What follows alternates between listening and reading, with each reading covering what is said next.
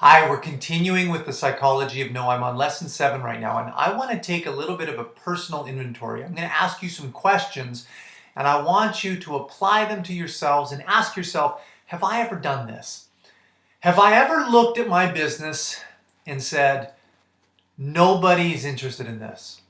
Nobody's interested in joining. Nobody wants to have a party. No one wants to buy this anymore.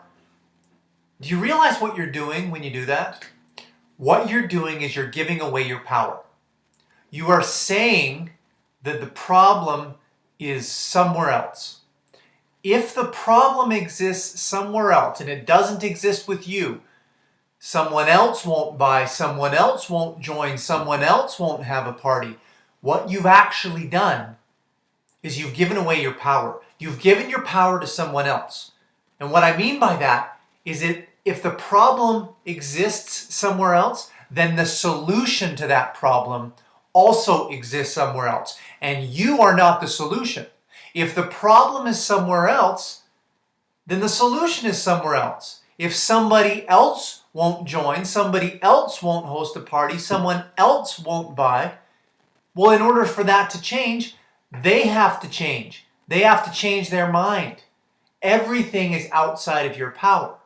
So what you've done, whenever you vent, whenever you complain, whenever you blame other people, what you've actually done is you've disempowered yourself. So lesson number 7 in this psychology, it's an empowering lesson, and it's this. I am the problem, but that means I'm also the solution. If I take personal responsibility, then that means that I am empowered, that I have the ability to change. This is something that you have to change in your mindset. You have to believe that you are the solution. But if you believe that you're the solution, you have to also accept that you are the problem. Now that's a hard one. We don't like to take personal responsibility. We don't like to point inward and say, yeah, I am the problem. Yeah, I'm not talking to enough people. Yeah, I'm not facing no. Yeah, I'm not confronting my fears. But when you do that, and when you accept that my business is where it's at because of me, then you are empowered. You are empowered because you can make changes. You can take action. You're not pointing at everyone else.